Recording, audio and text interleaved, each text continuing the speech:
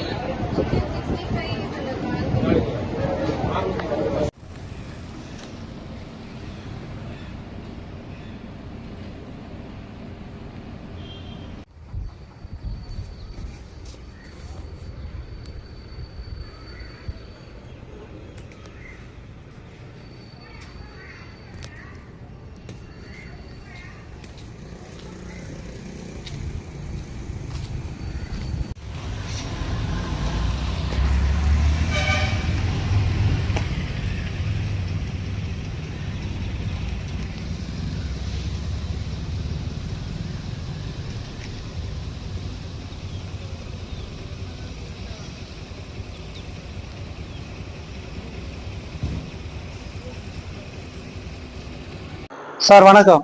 என் பேர் வந்து சவீந்தர். நான் சிறுகளத்தூர்ல தான் என்னுடைய வீடு. நேற்று என்ன ஆச்சுன்னா, என் குழந்தை வந்து பிரியாணி சாப்பிடணும்னு ஆசைப்பட்டேன் நைட்டு.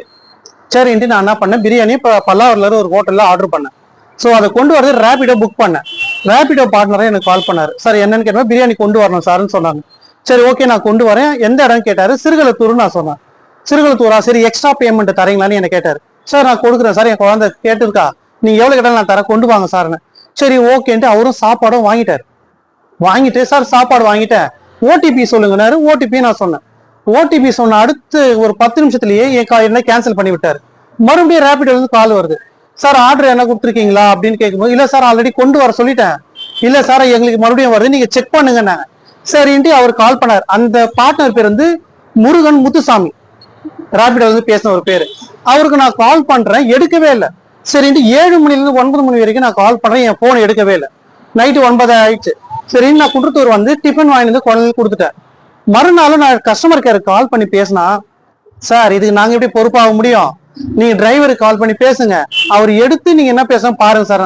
சார் டிரைவர் தான் எடுக்க மாட்டாரு, எடுக்காம நான் என்ன சார் பண்ண முடியும்னா, அது எங்களுக்கு தெரியாதுங்க, நீங்க தானே கூப்பிட்டீங்க, நீங்க தான் பாத்துக்கணும், நாங்க வந்து போன் நம்பர் பேரை சொல்லுவோம். சார் இது என்கிட்டயே இருக்கு அப்படின்னு. சார் இந்த மாதிரிலாம் நீ பேசினா எனக்கு புகார் தெரிவிப்போம் போலீஸ் ஸ்டேஷன்ல அப்படின்னு சொன்னதுக்கு, சரி ஓகே நீ போய் பண்ணிக்கங்க, நீங்க போய் பண்றதா இருந்தா நீங்க அவரை தான் நீங்க இது பண்ணணும்னாங்க. சரிடி நான் காவல்துறைக்கு போய் நான் சொல்லும் போது நான் பேசுறேன், சார் இந்த மாதிரி நான் கஸ்டமர் கிட்ட பேசும்போது ரெக்கார்ட் பண்ணி வச்சிருக்கிறேன், இதை பாருங்க சார், நான் பிளே பண்றதுக்கு நான் ஒவ்வொன்றா நான் பிளே பண்றேன், அப்படி டெலீட் ஆகுது. சார் அது எப்படி சார், அது என்னுடைய போன்ல இருக்கிறது அவங்க எப்படி டெலீட் பண்ண முடியும், எல்லாமே இருக்கு, ஆனா இவங்க எப்படி அதை டெலீட் பண்ண முடியும். காவல்துறை என்ன சொல்றாங்க, சார் நீங்க அலோலன்னு கொடுக்கறதுனால தான் அவங்க டெலீட் பண்றாங்க. எனக்கு என்னன்னா, இது வெறும் ஒரு 1000 ரூபாய் சாப்பாடு ஒரு குழந்தைக்கு கேட்டதுக்கு நான் வாங்கி தரேன், என்னுடைய ஒரு நாள் வருமானம் எனக்கு போகுது. இதே வேற யாராவது ஒரு லேடிஸ் ஏதோ ஒரு ஃபங்க்ஷன் போகணுன்னு ஒரு நகை போட்டுட்டு ஏதோ போறாங்க, போற போக்குலயே அவன் கேன்சல் கொடுத்துட்டு அந்த பொண்ணு ஏதோ ஒண்ணு பண்ணிட்டு தள்ளி விட்டு போயிட்டா, இதே கஸ்டமருக்கு கால் பண்ணி கேட்டா இப்படிதான் அலட்சியமா பதில் சொல்லுவாங்களா? கொஞ்சம் கூட ஒரு பொறுப்புடுதே இல்ல. சார் நீங்க பண்றதா இருந்தா பண்ணிக்கங்க, நீங்க டிரைவரை கூப்பிட்டு என்னன்னு பேசிக்கிங்க. சார் அவர் எடுக்கவே மாட்டாருன்னா, சார் உங்க சைட்ல நீங்க என்ன நடவடிக்கை எடுப்பேன்னு கேட்டா, நாங்க அந்த ஐடியா பிளாக் பண்ணிப்போம், அவ்வளவுதான் எங்களால பண்ண முடியும். சார் ஒருத்தர் வெரிஃபிகேஷன் பண்ணி நீங்க பண்ண மாட்டேன்னு கேட்டது, அது எங்களுக்கு தேவையில்லாதுங்க, உங்களுக்கு என்ன வேணுமோ அதை நீங்க போய் கோர்ட்ல பாத்துங்க, இல்ல ஸ்டேஷன்ல பாத்துக்குங்கன்ட்டு அலட்சியமா பதில் சொல்றாங்க. இந்த ரேபிடோ இது இப்ப இல்லைங்க, ஒவ்வொரு வாட்டி இதே போலதான் பண்ணுது. ஏற்கனவே ஒரு வாட்டி இந்த மாதிரிதான் என் நண்பருக்கும் இந்த மாதிரி நடந்தது. நான் மறுபடியும் ஆனா என்னன்னு சொல்றேன்னா, ரேபிடோ வந்து ஒரு பாதுகாப்பு இல்லாத ஒரு ஆப், முடிஞ்ச அளவுக்கு அதை அவாய்ட் பண்றதா பாருங்க. தனி மனித சுதந்திரத்துக்கு இந்த ரேபிடோ ஆப் ரொம்ப ரொம்ப தேவையில்லாத ஒண்ணு. நீங்க வந்து ஒரு 5 நிமிஷத்துல போயிட்டு வந்தா நீங்க போறீங்க, ஆனா அதுதான் உங்களுக்கு ஆபத்தானது. தயவு செஞ்சு சொல்றேன், நான் பாதிக்கப்படுற என்ன மாதிரி வேற யாரும் பாதிக்கப்படக்கூடாது. இது வெறும் ஒரு சின்ன ஒரு விஷயம் நீங்க நினைப்பீங்க, இதை நாளைக்கு பெருசா வரும்போது பாதிக்கப்பட போறவங்க எப்படி ரியாக்ட் பண்ணுவாங்க? கஸ்டமர் கேர் கிட்ட ஒரு ரெஸ்பான்ஸே கிடையாது, சுத்தமா கிடையாது. நன்றி. இப்போ நீங்க கஸ்டமர் கேர்ல வந்து பேசுனது வந்து ரெக்கார்ட் பண்ணிருக்கேன். அது என்ன ஆச்சு சார்? ரெக்கார்டு மொத்தம் 11 ரெக்கார்ட் பண்ணேன் சார். 11 ரெக்கார்டும் நான் காவல்துறை கிட்ட போய் நான் பிளே பண்ண அழுத்துறேன் சார், அப்படியே டெலீட் ஆகுது. எதை அவங்க ரெக்கார்டு மட்டும் டெலீட் ஆகுது. மத்த எல்லாமே இருக்காதா என் ஃப்ரெண்ட்ஸ் கிட்ட பேசுறது இருக்கு. ஆனா அவங்க கிட்ட பேசுறது மட்டும் அவங்க திமிரா பேசுனாங்க சார். ஒரு பொறுப்பே இல்லை, நீங்க என்ன வேணாலும் பண்ணிக்கோங்க, நீங்க போய் பாத்துக்கல, என்ன வேணாலும் பாத்துக்குங்க அப்படின்னு ஒரு மாதிரி பேசுறாங்க. சார் உங்க டிரைவர் தானே சார் இப்படி பண்ணிருக்காருன்றதுக்கு அது நாங்க என்னங்க பண்ண முடியும்? நீங்க அவரு கால் பண்ணி பேசுங்க. சார் உங்க ஆள் வந்திருக்காரு, நான் உங்ககிட்ட சொல்லாம வேற யாருக்கிட்ட சொல்லணும்? அதை நாங்க என்னப்பா பண்ண முடியும்? அவரு வந்து போன் பண்ணா எங்க போனையும் எடுக்கல, நாங்க எதுவும் பண்ண முடியாதுங்க, நீங்க வேணா போய் ஸ்டேஷன்ல போய் கம்ப்ளைண்ட் பண்ணிக்கோங்க அவர் மேல அப்படின்னு அலட்சியமா பதில் சொல்றாங்க.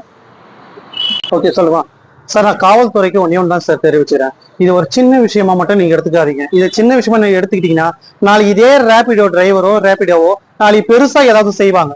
செய்யும் போது அதோட பாதிப்பு எப்படி இருக்கும்? நாங்க வந்து ஒரு எதுக்காக நாங்க ரேபிடோ புக் பண்றோம்? ஒரு பாதுகாப்பா போயிட்டு வருவோம், நமக்கு தேவையான ஏதோ ஒரு பொருள் நம்ம ஆர்டர் பண்றோம் வரோம்.